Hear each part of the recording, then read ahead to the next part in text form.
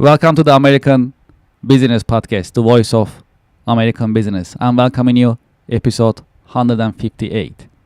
Today we have podcasting plus networking exclusive business event. Before further ado, let's invite our attendees, our guests, to our virtual stage, and let's get the conversation started in the American Business Podcast. All right, great. Well, good morning. Thank you for joining today Good to the American morning. Business Podcast Good event. morning. Yes, great. Well, it's very good to see you, and I truly appreciate your participation today in the American Business Podcast, Podcasting Plus networking event. Well, should we start with introductions, if that's okay, for our audience to know you and learn about your business, if that's okay? Sure. All right. Sure. Who'd like to go first? Kimberly, would you like to go first? Sure. Thank you. I'm Kimberly Mitchell, creator of the Ignite brand of products. And Ignite products are all about helping women really get in touch with that authentic side of themselves and remove all of the beliefs that are making choices for them that may not be in line with where they want to go. Well, thank you for joining us today. Where are you connecting out of? I'm connecting out of Rochester, New York. Thank you. Okay, great. Well, thank you. Thank you for joining.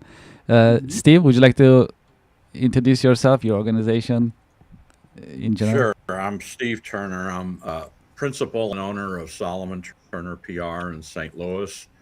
We've been around for about 35 years and provide public relations services for all kinds of folks, from Tony Robbins to corporations like Northwestern Mutual, Health South, Caldwell Banker, and a lot of local businesses and authors and speakers. And we love to talk about PR and marketing with about anybody. And if we can help them, we feel confident that we can do so, and always open to meeting new people and networking across the country. Great. Well, Steve, welcome to the American Business Podcast, Podcasting Plus networking event. Appreciate it. Eugene, welcome to the podcasting and networking event. Would you like to introduce yourself to our audience and to our guest today? Absolutely. Yes. Eugene Rodriguez, Senior Acquisition Business Relationship Manager for JP Morgan Chase. And we specialize in assisting business owners and entrepreneurs with revenues between 1 million to 50 million and continuing to grow their business and focus on what they do best while we take care of their banking. Appreciate it. Well, thank you for joining, Eugene. Appreciate it. It's my pleasure. Okay. Well, so we like to have some conversations today, and we like to get your insights, as well as I allow you to also introduce your services, your organizations as well in these conversations, if it's okay. So we've been having different conversations with our within our community, the American Business Podcast community, and that recently we really focused on the impact of AI and how do we use AI, how can we utilize AI. The reason being, especially nowadays with the AI technologies, they are affordable, they are practical, and that's also available for small and mid-sized businesses in US. And when we talk about small and mid-sized businesses, they are the backbone of US economy, very important. So that's also an opportunity for small businesses in US to revolutionize, to transform their businesses in that sense. So I like to learn your take and your insights. What do you think about it? How do you use AI in your own businesses, maybe in your services as well? And if you can share your thoughts and your insights, that'd be great. Kimberly, let's start with you, if that's okay. Sure. Thank you. I feel like, especially in my business, AI is like a silent business partner.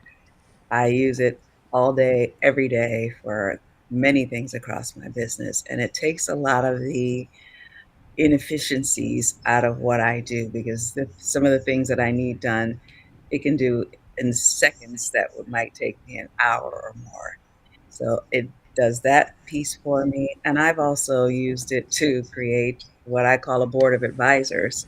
So there is a lot of publicly available content from leaders and business minds that I respect from different sectors, and you can load all of that in there and literally speak to AI as if you're speaking to these individuals. So I've been very, very excited about using that feature of it. And then again, with business where I work with women who are working through beliefs, really working through understanding what's going on behind their thoughts. And I have built a coach that really helps them when I'm not available go through and peel back the layers of all of those things. So AI, I feel like it's the most wonderful time to be a business owner with this technology. Yes, yes, absolutely. Absolutely. These are great insights. Appreciate it. Steve, what do you think? Yeah, I think it's a great tool to become more efficient at what you do so you can spend more time doing other things. So we've been doing PowerPoint through AI and different things. And while it may not get you to the final product, it gets you awfully close where you could do minor tweaks and then you're ready to go. One of the challenges in our business in PR is a lot of PR people are using AI to create news releases and media pitches and send these to journalists. And a lot of these things are looking the same over and over again. And the journalists are getting like, what in the world's going on here? I'm getting 15 of these things every day and they all look the same. So it's like an automatic delete. And I see on a lot of them are complaining on LinkedIn and elsewhere about this. And they're saying we're just going to automatically delete it if it even smells like it came from AI. So you have to be judicious in its use. But I think if you use it the way Kimberly's talking about, I think it's great. If you use it to be more efficient, if you could enter data and have it organized for you through AI and save you hours and hours of time of entering data, creating things like PowerPoint presentations or ads or different things that you can come back later and tweak and improve. I think it's a great tool for that, and we are using it for that right now. Only I it's would tend to agree. yes. I work with a lot of business owners, and as you know, my company kind of leads the market in terms of banking technology. And people always talk about the ease of transaction and the ability to download information, and information is power. So, you don't want to spend 20 minutes looking for your statement online. You don't want to spend 5 minutes trying to look for the account number when trying to give someone wiring instructions. The reason why iPhone kind of cornered the market in terms of being able to talk to any user is because the ease of use. And obviously, what you want for your clients is the ability to find you, be able to understand what you offer in terms of services very quickly, and then be able to contact you just as quickly.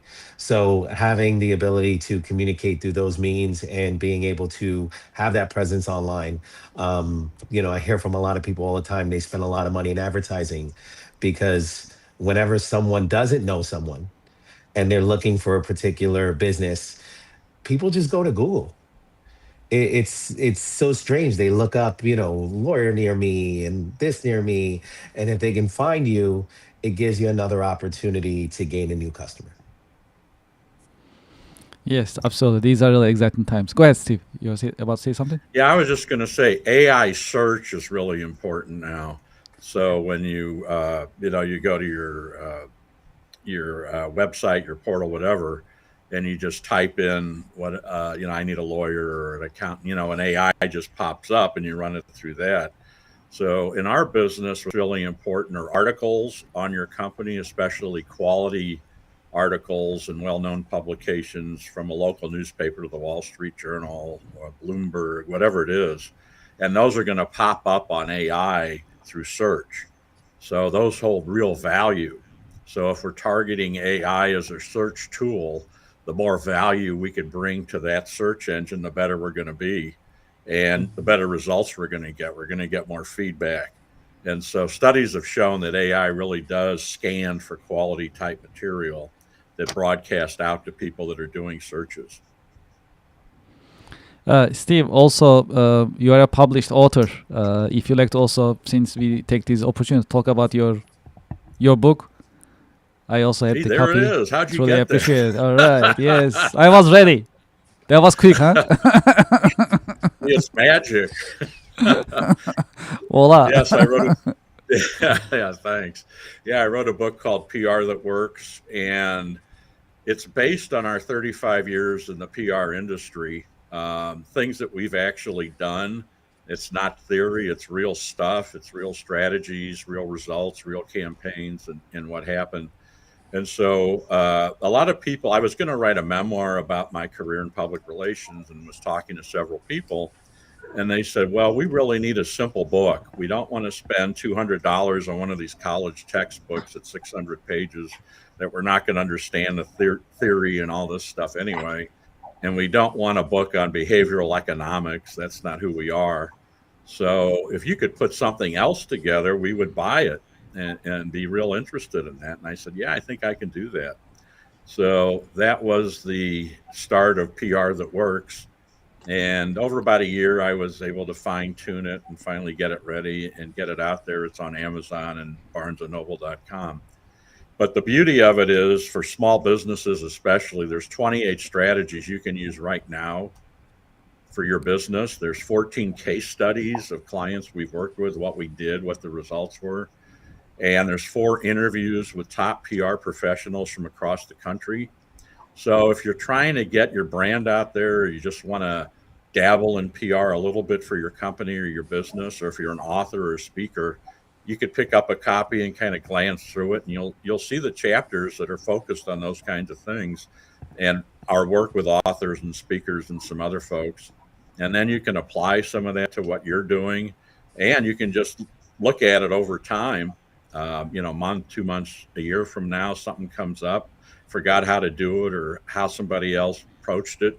You can go back and look at the book, like a reference book, like we have several of those that we always use, and it serves a purpose that way. So we wrote it for basically new PR pros and people dabbling in public relations and small business owners where they may not have a team of marketing and PR professionals. And I think the book's a great fit for that. And you check it out at Amazon in paperback and Kindle. I appreciate it. This is great. Well, we love books. We love talking about books in the American Business Podcast. So that's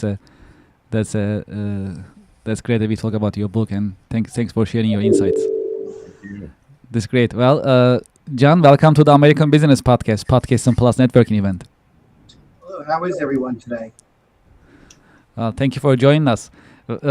We started the event and we talk about our businesses. We introduce ourselves about who we are, what we do. Would you like to introduce yourself and your Sure. organization? Sure, absolutely. My name is John Mahoney. I'm with a organization called Maryhaven. We're in Suffolk County, Long Island, New York. I'm new to ABP, just trying to understand it all. And basically, we are a nonprofit organization that serves the disabled community here on Long Island. I'm the assistant director of the program. And really what it's all about here is that we have a large production-based facility. It's about getting our individuals with disabilities out into competitive employment. People in New York State that have disabilities, right now I think it's hovering around 82% of people with disabilities in New York do not have employment. And if they are hired by companies or corporations, usually on a part-time or per diem basis. What my program here at Maryhaven is all about is we train a lot of people to do vocational training as far as production. We have counselors, about 140 people. We have veterans with disabilities, people with disabilities, you name it, all sorts of different abilities, if you will. And we perform production tasks. They earn a paycheck for their work. And we work with a lot of manufacturers, production companies, large Fortune 500 companies, small businessmen, businesswomen, you name it. We've worked with all sorts of companies, and our quality of work is exceptional. Our pricing is very competitive, and we offer full service. We pick up, we drop off, we have a driver, we have a truck, we have a warehouse, we have a production floor. We're basically a subcontract packager. Die cutting, labeling, polybagging, salvage work, anything to do with production, that's what our team does. I'm trying to get more exposure to the program. Keeping 140 people busy each and every day with production tasks is a challenge. I've been with Mary Haven quite some time, and it's the hardest part of my job. And really, what it all comes down to is marketing, you know, and letting people know, businesses know who we are. So I found ABP scrolling around on the net like everyone does these days, and I thought there might be some interest there. I wasn't sure how many people are viewing this today, or how geographically positioned they are to Suffolk County, but I figured it's worth a shot, right? You don't know until you try, um, Mhm. and that's what we're about. Great companies that we work for, some for 20 years doing production tasks. And really, the goal is that if our folks, or we call them individuals, choose to go out to competitive employment, they now have a skill set that they can utilize to hold down or get a full time position with a company or organization. But it's their choice. Everything's about their choice, what they want to do. And a lot of them, quite frankly, choose to be here. They're in a very clean, structured environment. Just like you and I, we come to work. We do, we have our friends here. Uh, we have coffee. We have lunch, and we go about our day. And they're no different. Okay, so that's what this is about. And a lot of them choose to just be here in this environment, and they're in this very safe, productive environment. It's a fully audited program, um, and if they choose at any point during their tenure, they decide, hey, I may want to try go working at a supermarket or wherever, to be quite honest, or an industry. Um, we would give them that opportunity to try. And if they don't like it for whatever reason, they can come back and they still have a job. That's the beauty part about this program. And thankfully, we've been very fortunate with having a lot of work, but there's always room to receive more work, because companies come and go, as we all know. Um, and my goal is to always make sure every day that they come in, they put their things away, they have their coffee, grab a snack, and they're ready to go to work. That they have work in front of them, and that's the hardest part. It sounds easy, but it's not. And I will tell you that probably 95% of the work that we have today are repeat customers. They're very satisfied once they know who we are and see our capabilities. We are a force. Once they learn a task, there's no stopping them. And that's kind of what we're all about here. Yeah, this is great, and thank you for sharing these. I also would like to add your email address on the screen, if that's okay. If that's not Sure. correct, I can update it. And for all of our attendees, if you like to add your email address next to your title name, please feel free to keep the communication option if you like. That's optional, so feel free. Yeah, this is very important. Yes, go ahead, John. Quick question though. So I had logged on, I don't know, a month or two ago, and I see one familiar. Kimberly looks familiar. Are there how many people log on, or are we just the ones that are here for today? I'm just Yes. curious to know. Absolutely, this is a great question. Yes, absolutely. So in the Podcast and Plus networking event, we record these sessions, and then we put it in our YouTube channel. Our YouTube channel has more than 160,000 YouTube subscribers, and they are business-minded professionals.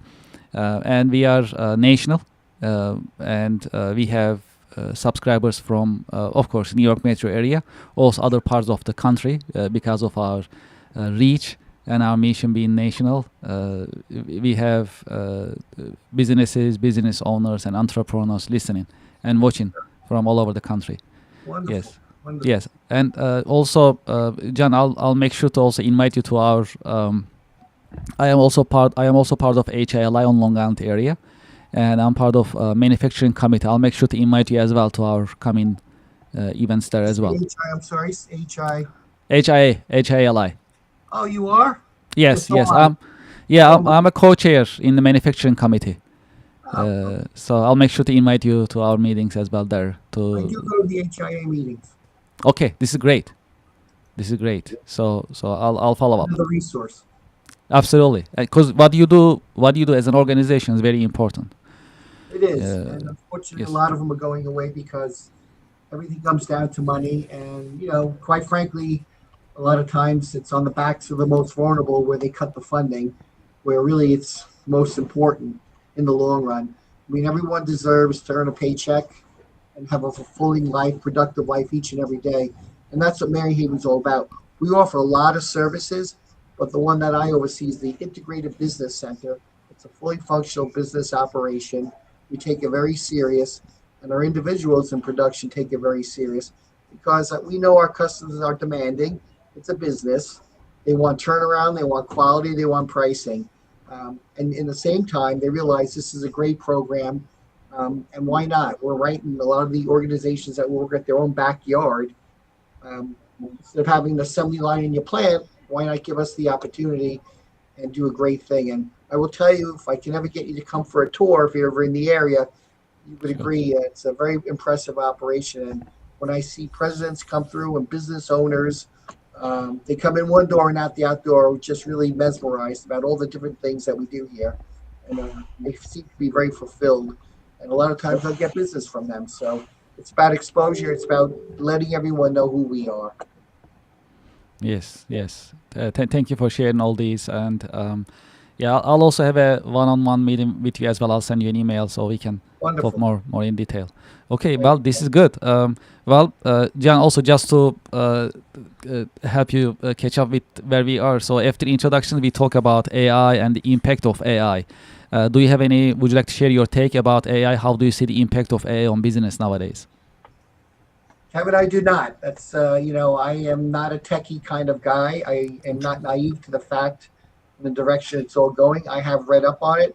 I've seen that there are seminars on AI, and I often wonder if I should participate because whether we like it or not, it's coming for us. And as they say, run in front or get run over. So I don't know a lot about it, only from what I've read and friends that are in the position to be really engineers in that field that explain certain things to me. But we're not there yet as an organization, but I'm sure they're going to be heading there very shortly. Sounds great. Well, okay. Well, in this part of the event podcast and plus networking in the American Business Podcast, let's talk about your organization a little bit more. What makes your organization different, and how are you helping assisting your clients, your customers in the marketplace? Let's dive deeper and let's talk about your business and your services. Makes us Okay. really unique Yeah, and John, you want to go first? Yeah, go ahead. I'm sorry. Would you like to go first? Yeah, I please. know, whoever, go ahead. I just spoke. All right, that is good. You know Okay. about me. Go ahead. You guys go. Okay, sounds good. Yes, so after this part, we'll have a free flowing conversation, so you can also ask questions to each other and interact. So that's gonna be really helpful for everyone.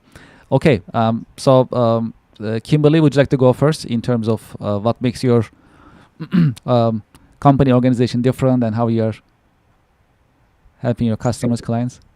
Thank you so much. Yes. My business is primarily what would be categorized as the self help industry.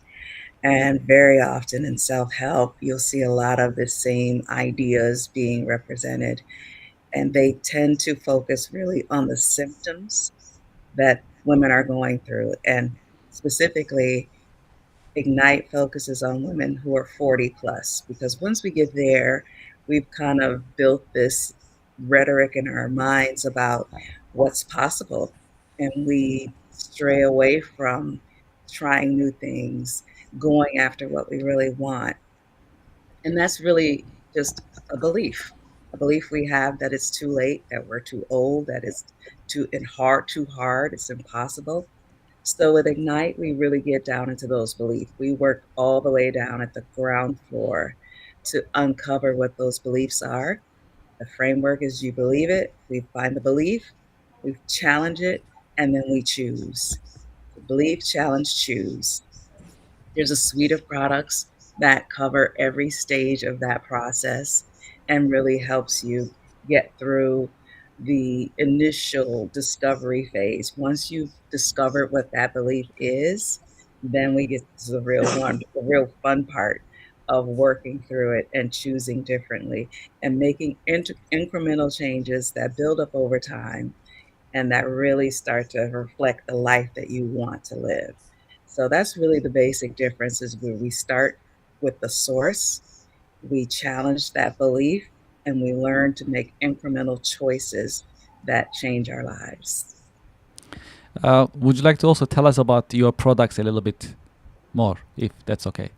Absolutely, yes. So there's a book on Amazon, and that's Hey Beautiful, the Mirror Method, focusing on that negative self-talk. I don't know about you guys, but I'll tell you with women, we're very, very well known for tearing ourselves apart in the mirror. We can look in that mirror, find all the things that are wrong, and then we walk out the door just covered in self-inflicted wounds.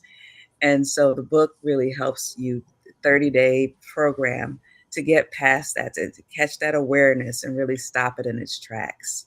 Then we have an ebook that really is about the excavation of those beliefs, figuring out where they came from. A lot of the beliefs that we have, we never even challenge them. We never even become aware of them. And they may have been installed when we were kids, something a teacher said to us that we now have carried through our whole lives. So that ebook helps you go through and discover that and really challenge it and peel it back. Then we have a true course, which is a live virtual session. We do 8 sessions where we work through that whole process of installing the new beliefs and living according to those new beliefs. Our flagship product is Journey to Joy, which is a 12-month program. We have all kinds of supports within that program, including an exclusive platform where you get to work with other women who are going through the process. Because when you really start changing who you are, it changes the dynamics of a lot of different relationships that we've had for years. And that can be challenging. So we have supports around that. That's where we have that custom coach to help you along, and you become part of the Joy Riders Club. So that's a whole big fun thing that we do. Those are all the products under Ignite right now. And how would you describe your ideal client, your target market? The ideal client is a woman who she's over 40. She never stopped dreaming of who she really knows she can be and doesn't really recognize that she's already her. She just needs to really clear away all of the built up lies that she's been built her life around, that she needs to just clear out. So she's probably an empty nester, maybe going through a transition in her marriage or her career, maybe becoming a caregiver for parents and really starting to question, is this all for me? I love it. Well, thank you for all these insights. This is great. Well, we'll continue this conversation. I appreciate Yes. Mhm. it. Steve, let's talk about your business if that's okay. So, what makes your company organization different, and who is your ideal client? Boy, all these penetrating questions. I don't know. Now, we've been in business for over 3 decades, and we actually started before the internet and cell phones, if you can believe that. Back in the old day when you used to pick up the old landline and call somebody and go out and meet them for breakfast and lunch and do all these things and networked, way before the internet changed the whole game. So we had to change with the times, and some of our fellow competitors did not. Some closed up shop, or they sold out, or they found other things to do. But the new technology came in, and we adopted that, and we taught our clients how to use it to improve their business and communicate with us so we could communicate with the media better. And so that took hold, and we grew from there. We've worked with people in all kinds of businesses, from classic car dealers to Tony Robbins and Brian Tracy. One thing that we do that I think is very positive for us is we're small and we're very flexible. We're not stuck in just one thing where we have all these teams of different kinds of specialists that just work in one sector. We work in all sectors, whether it be retail, authors, corporate. So our people know a little bit about everything. And so we had a call a while ago. A gentleman called me, and I have a background in sports and sports marketing. And a gentleman called. He says, "Hey, Mr. Turner?" I go, "Yes." He goes, "Do you know anything about it, baseball?" And I said, "Yeah, I believe I do." He said, "How about Jackie Robinson?" And I said, "Yeah, I think I know who he is." He says, "Well, I'm coming into St. Louis. I want to get the Bush Stadium. I've got something going on, but I have the original contracts that Jackie Robinson signed with the Brooklyn Dodgers and the Montreal team when he was a minor leaguer. And can you help us promote it? And so I said, yeah, I think so. So it was like this thing. He was coming in the next week, and we kind of had to drop a lot of projects that were ongoing, but focus on this. And because it was highly visible, highly promotional, and highly paid as well. And so we were able to do some great stuff with this. I mean, this is like a once in a lifetime opportunity to have this. So we were able to work on this, and the gentleman that came in, we got him on every television network here in town to talk about it on the news. He was on the St. Louis Cardinals pregame show on both TV and radio, a little print stuff and other things. So it worked out great. But it was something where if you're not flexible, you're too rigid in your operation, you may not have been able to do this. You may have just passed. But we looked at it as a once in a lifetime deal, and we were able to move on it. So we're very flexible. We're small. We have operations that are well skilled in a lot of different areas. So we're not just pigeonholed into one thing. Like some PR firms are strictly technology, which is good. We do some of that too, but that's not why we're here. Some are just retail, or some are just consumer product. We're probably more business to business focused compared to these other ones. But overall, I think our flexibility is key, and we work with small companies, people with limited budgets. We can help them get started and kind of build from there, whether it's a small project or two, and build that into like a monthly retainer kind of thing. So we know how to do those kind of deals. And at the end of the day, we're just trying to build the brand for the client and make them happy and get them some results and some return on their investment. We want them at the end of a 2 month, 6 month, 1 year, 2 year engagement to say, wow, this really worked well. We spent X and we got 5X in return, or 10X in return, or whatever it is. So they'll come back and they'll keep using us. And over time, we have had repeat customers for 5 years, 10 years, even 20 years, where we don't hear from them for a while. And all of a sudden, hey, I've got this project, or I made the Inc. 5000. Can you help me promote it? Or these different things that come up over time. And we help them put branding campaigns together for these special events, and have a lot of fun doing it, and build trust with the client. And really, at the end of the day, just help them get to where they want to be. If they want to grow, and they always have a growth plan, and we want to increase sales 5%, 10% in the next 2 years, or whatever it is, we try to see where PR fits into that. And then we try to help them with that growth. And at the end of the day, if we're successful, they'll be successful. And we'll have a really nice long-term engagement. So that's kind of how we envision the world. And it's a little different perhaps in some, maybe not so much from others, but we don't look at just one industry and say, this is our bread and butter, and then if that industry goes south, then you're in trouble.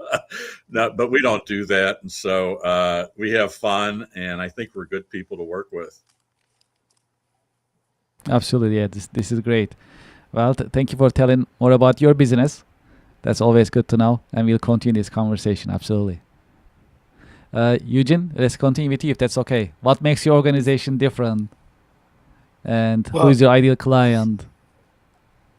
Well, first of all, that's actually the beauty of my organization is, we are constantly evolving, and we're constantly looking for ways to create better relationships with our customers. The long and short is, if you look at what we've been through, I started in 2005, 25 years old, knew nothing about the industry, had a background in finance, graduated with an econ degree in college. And funny small tidbit, just because you mentioned Jackie Robinson, I was hired for a branch, and I'm sitting there, and I go to service this older woman who is sitting across from me, and she asked me who my favorite baseball team was. Started off like a normal conversation. I say Yankees. She asked me questions about what I know about baseball, who I know, how familiar I am. And 20 minutes into the conversation, she reveals who she is. It's Rachel Robinson, Jackie Oh my Robinson's God. wife. Wow. And it was an amazing experience for me as a young man, to just Incredible. be sitting across from someone who's that legendary and was just such a normal and kind human being, and just kind of like chatting. And then the reason why I say evolution is because, since that time, there's been a mortgage crisis. Other institutions have closed. We had a pandemic, real life moments. And in all those moments, one of the things that we've been really good at is forming tighter bonds with our clients, relationships. My group during the period of the time of the pandemic was asked to work a little bit more remotely because there was less and less people they wanted in the branches so things wouldn't spread. And, during that period of time, they allowed us to work, almost whenever we wanted to be able to help our customers through stuff like the PPP, which was really crucial to keeping businesses open during that time and helping businesses get through that period of time and that uncertainty. We all thought it was going to be a month or two, and it wasn't that. So when you talk about evolution, when you talk about relationships, which is the core of what everybody on here has already said, it is a very crucial part to performing and continuing business success. And then I manage all different industries, so I can tell you that those that don't evolve usually do wind up, like, other people have said, closing, unfortunately. So it needs to be an evolution. You need to maintain relationships with your customers, with your quote unquote vendors or partnerships, to make sure that you can continue to have success during this ever fluctuating world. Eugene, appreciate it. Thank you for these. Very helpful, and I like the story that you shared. This is also very interesting. Thank you for sharing with us. Absolutely. John, all right. So, what makes your organization different? And you actually mentioned a little bit earlier, but you can dive deeper into who is your ideal client is and who you like to work with, the organizations that you like to partner with. Sure. Well, what makes us different is if you are a business or a large corporation, which we do work with some Fortune 500 corporations, as I stated earlier, instead of having, let's just say you have some tasks on your factory floor, instead of hiring per diems or part-time staff to fulfill those jobs, why not think about outsourcing those lines? I'm not saying all of your business. You can focus your current business on other more important areas. Let us do the more routine production type tasks at our facility.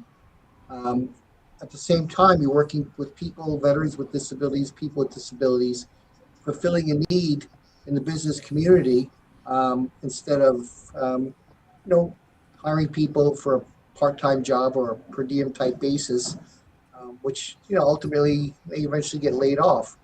Whereas here in our facility, the ideal customer would be someone that has an influx of work on a daily basis, where our guys can come in, put their things away in the morning, and they go to work all day long.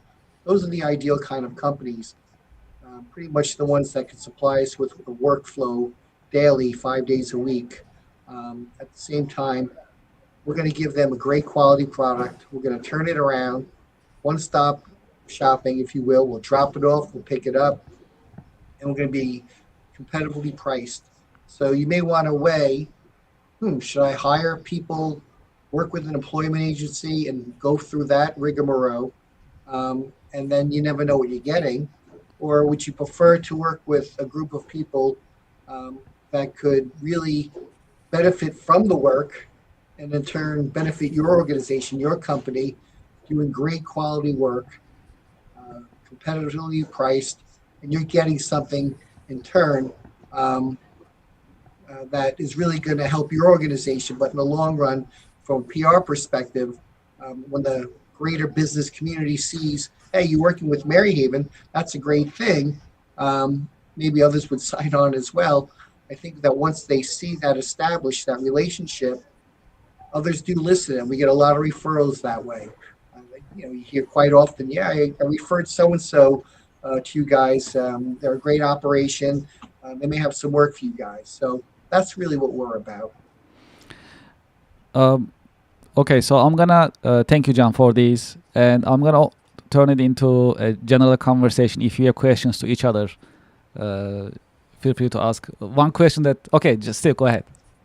Yeah, I was just wondering, John, what you do is so natural for media coverage in your market. Have you guys had exposure? You get newspaper articles and any kind of TV coverage or anything like that? We have a marketing department. So I don't want to get into too much detail, but we're part of a large network called Connexin with a K. All right. We formed this group about 5 years ago, Connexin. And under Connexin, there are about 6 or 7 affiliates, Mary Haven, and which is one of them. And they're all healthcare related, head and trauma. We have a school, etc. Okay. But we do have one centralized marketing area. But it appears to me, being such a large network now, we always used to be under Mary Haven, but being part of a larger network now, you only have a marketing department that can serve so many, areas. So I think from that perspective, we struggle with getting the message out who we are. We don't have a lot of overhead staff here. We can't, quite frankly, afford it. So I'm tasked to do many things. And I dabble in marketing, but we really need, in the world that we live in today, as you guys know, with YouTube and Twitter and X and all those things, we need to have a presence on there. We don't really do that well. We need to change that. So does that answer your question in a way? Yeah, I was just thinking, in your area, that would be huge to, you do such great work. And if more people knew about it, if you could get some media stories, that would really help and help you guys as you go out and talk to these business owners. Oh, we were on the, 11 o'clock news, or, here's an article here and an article there. You have this arsenal of tools you can use to just, show business owners as they walk through the facility and so forth. You're absolutely right, Steve. It's something we need to work on our end.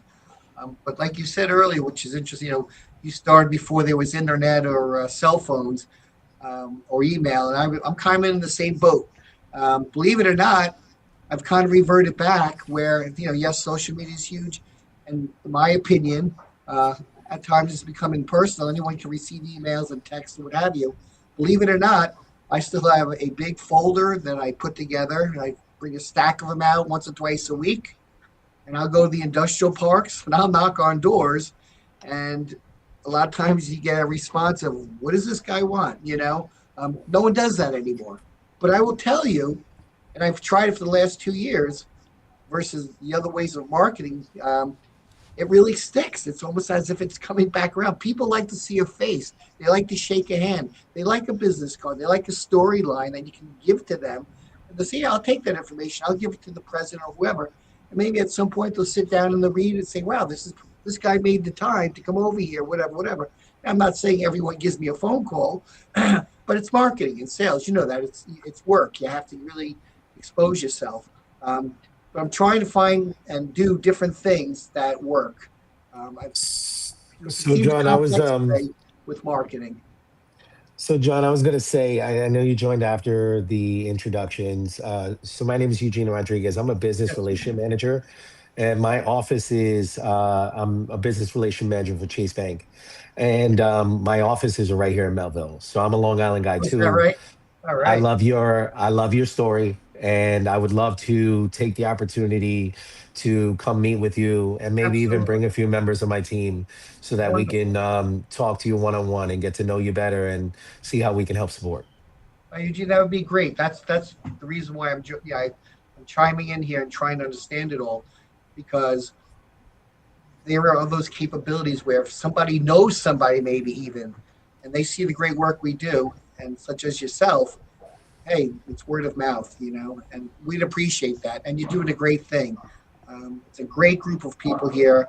I've become an advocate for them. They don't have a very strong voice, but you know what?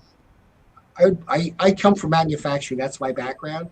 And I would put my team against the best production workers I've ever worked with in a for-profit factory floor. And I will tell you, any day and any time. What type of production capabilities available in your facility? So we can do pretty much anything. Kitting, die cutting, labeling, assembly line work. We do a lot of collating work. We do a lot of work for promotional companies. I don't want to say, if it's fair to say which companies, but we do a lot of electronics recycling. We have a document imaging program where we scan records. We do court records, court documents. We do attorney records. That's a whole nother department. And believe it or not, we also have a hydroponics farming program within our building that I converted, where we have over 45 growing towers of fresh produce grown in water that we supply to our own houses, our residents. We get our folks out into the communities on the weekend. We're at farm markets, and we sell our product. So now our guys are individually communicating with the general public. And we make a sale from that, and it gets kicked back into the program. That's a very impressive program as well. I started with one tower about 8 years ago. Now we have, like I said, over 40, probably about 45 towers. And we grow thousands of plants a month. Within a month, I have a full head of lettuce, naturally grown, no chemicals. It's just another avenue, another opportunity to give our folks to do. I mean, that's what it's about, providing opportunity, business opportunity. Yeah, this is definitely good to know. Yes, absolutely. And thank you for all these insights. So we know more about your operations and your capabilities in the organization. That helps. Okay, well, any other questions to each other? Yeah, Eugene, that must have been amazing to meet Mrs. Robinson. I don't know if you could hear her. Yeah, looks like he's trying to set up his camera. Yeah. Eugene, can you hear us? Eugene? Yeah, looks like Eugene is trying to set up his... Kevin? Yes, I'm here. Will Eugene, will we have their information on the email? Yes. Okay. Absolutely. I'll send it over and share it with you. Yeah, absolutely. Eugene, can you hear us? Well, looks like you cannot. Anyways. Yeah, absolutely. I'll definitely share the contact information with you, and you can stay in touch and schedule one-on-one meetings. Absolutely. We definitely encourage it, and my email will follow up. My pleasure, definitely. And I'll reach out to you as well to support your organization on Long Island, New York metro area as well. So that definitely this is going to be a great conversation. Eugene, can you hear us now? Yeah, my apologies. My audio went out. Okay, yeah, no problem. Yes, Steve had a question. No, I just wanted to hear more about meeting Mrs. Robinson. That must have been incredible.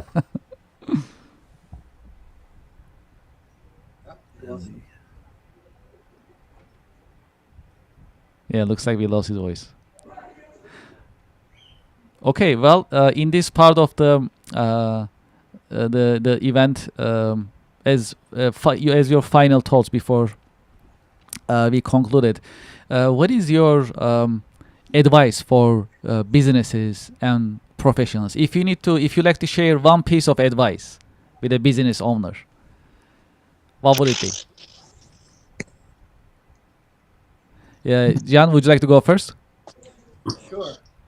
When you have a production demand or a need, give me a call, come for a tour of our facility, and I guarantee you'll be very impressed, and we'll give you a great product, competitively priced, on time.